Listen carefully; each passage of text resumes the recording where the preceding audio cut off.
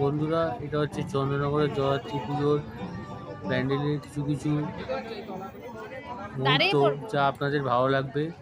আপনারা এই প্যান্ডেল দর্শন করবেন এবং অনেক দূর দূর থেকে চন্দ্রনগরে পুজো দেখতে আসে লোকে। তাই এর অনেক দিন থেকেই নাম এবং সুনাম আছে। আপনারা প্রত্যেক মুহূর্তকে উপভোগ করবেন এবং চন্দ্রনগরের পুলিশ এবং প্রশাসনের তৎপরতা খুবই ভালো। এই নিয়ে কোনো কথাই হবে না। চ্যানেলটি ভালো লাগলে বন্ধুরা লাইক আর সাবস্ক্রিপশন করে দেবেন আর ভালো থাকবেন।